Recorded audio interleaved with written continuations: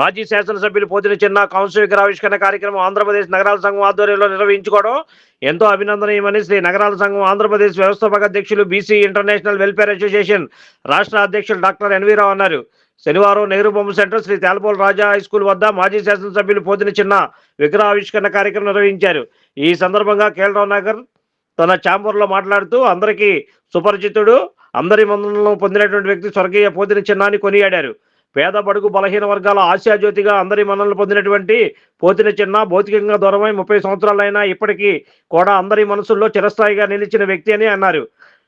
అటువంటి మహనీయుడి విగ్రహావిష్కరణ నగరాల సంఘం ఆధ్వర్యంలో ఏర్పాటు చేయడం అభినందనీయమని అన్నారు. ఎవరికి ఏ కష్టం వచ్చినా అతని వద్దకు వెళ్ళగానే వచ్చిన వారు ఏ పార్టీ వారు అని ఆలోచించకుండా తాను ఒక ఎమ్మెల్యే అని మర్చిపోయి వృక్షాలయం వెళ్ళి వారికి న్యాయం చేసే వారని అన్నారు. పోతిన చిన్నతో తనకు ఎంతో సత్సంబంధాలు ఉన్నాయని ఈ సందర్భంగా ఆయన అన్నారు. పశ్చిమ నియోజకవర్గ అభివృద్ధిలో ప్రజల సమస్యలు పరిష్కరించడంలో ప్రత్యేక శ్రద్ధ చూపిన పోతిన చిన్న లాంటి మహోన్నతమైన వ్యక్తిని ప్రతి ఒక్కరూ ఆదర్శంగా తీసుకోవాలని కోరారు. రాకేష్ పబ్లిక్ స్కూల్ ఏర్పాటు విషయంలో పోతిన చిన్న చేసిన సహాయం మరువలేనిదని ఈ సందర్భంగా ఎన్వీరావు తెలిపారు. నా పేరు ఎన్వీరావు అండి. శ్రీనగరాల సంఘం ఆంధ్రప్రదేశ్ వ్యవస్థాపక అధ్యక్షుడిని, బీసీ ఇంటర్నేషనల్ వెల్ఫేర్ అసోసియేషన్ అధ్యక్షుడిని. ఈరోజు చాలా సుదినం. పోతిన చిన్న గారు మాజీ ఎమ్మెల్యే, స్వతంత్ర సమరయోధులు, వారి యొక్క విగ్రహాన్ని ఆంధ్రప్రదేశ్ నగరాల సంఘం వారు ఆవిష్కరణ ఏర్పాటు చేయడం చాలా సంతోషదాయకం. పోతిన చిన్న గారు లాంటి వ్యక్తిని మనం చూడబోము. ఆయన చేసినటువంటి సేవలు చాలా అమోఘమైనటువంటివి. వారు ఎవరైనా సరే వారి కోసం వెళ్తే, పనికి వెళ్తే రిక్షా ఒకటి మాట్లాడుకొని రిక్షాలో కూర్చోబెట్టుకొని తీసుకెళ్ళి కలెక్టర్ ఆఫీస్ కానీ మున్సిపల్ ఆఫీస్ కానీ తీసుకెళ్ళి పనులు చేసేటటువంటి వ్యక్తి. ఆ వచ్చిన వ్యక్తి ఏ కులము, ఏ పార్టీ, ఏ ప్రాంతము, ఏ మతము, ఎటువంటి సంబంధం లేకుండా అతను నన్ను వచ్చి పని అడిగేది ఆ పని చేయాలనే సంకల్పం ఒకటే ఆయన యొక్క మనసులో ఉండేటువంటి గొప్ప వ్యక్తి ఆయన. అట్లాంటి మహానుభావుని మనం మరెప్పుడు చూడలేము. వారు నాకు చాలా అనుబంధం ఉంది. సిండికేట్ బ్యాంక్ కాలనీలో రాకేష్ పబ్లిక్ స్కూల్ స్థానం తీసుకునేటప్పుడు అది కోర్టులో ఉండడం వలన రిజిస్ట్రేషన్ కూడా అవ్వట్లేదు.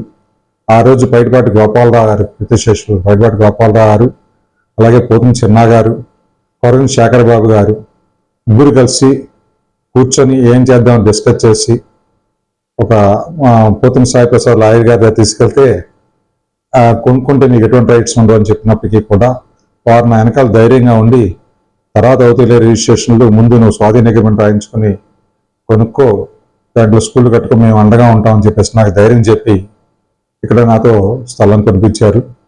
వారికి దానికి నేను సర్వదా కృతజ్ఞుడిని.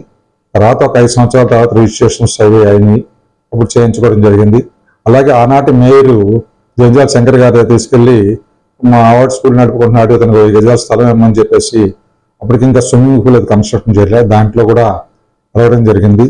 అయితే ప్రభుత్వం దగ్గర కాలయాపన వద్దులే అని చెప్పి నేనే సొంతగా కొనుక్కొని బ్యాంక్ కాలనీలో ఏర్పాటు చేసుకోవడం జరిగింది. ఆ తదనంతరం ఈ స్కూల్ ఓపెనింగ్కి మినిస్టర్ని పిలుద్దామని చెప్పేసి హైదరాబాద్ వెళ్ళడం జరిగింది. హైదరాబాద్లో వారి క్వార్టర్స్లోనే ఎమ్మెల్యే క్వార్టర్స్లో దిగడం జరిగింది. నేను గరే నోకరాజు గారు ఇద్దరు వెళ్ళాము. గరే నోకరాజు గారు బట్టలను జీడిపప్పు ప్యాకెట్లు అవన్నీ తీసుకొని వచ్చి ఆయనకి ఇచ్చి కళ్ళ దండం పెట్టడం జరిగింది. ఏంటి బాబాయ్ అని అడిగితే ఇవాళ ఆయన ధైర్యం వల్ల నేను ఉద్యోగం చేసుకొని భిక్ష తినగలుగుతున్నాను. నేను ఆ రోజు ఇక్కడ కబాల ఎదురుకుంటా ఖాళీ గ్రౌండ్ కేబిఎన్ కాలేజీ దగ్గర గ్రౌండ్లో ఆడుకుంటూ ఉంటే, కర్రాబిళ్ళ ఆడుకుంటుంటే వచ్చి నన్ను ఎత్తుకొని వచ్చి తీసుకొని వెళ్ళి నాకు ఉద్యోగం వేయించాడు. మనలో 10th క్లాస్ పాస్ అని ఒకడే ఉన్నారా రా అని చెప్పి తీసుకెళ్ళి ఉద్యోగం ఇచ్చాడు.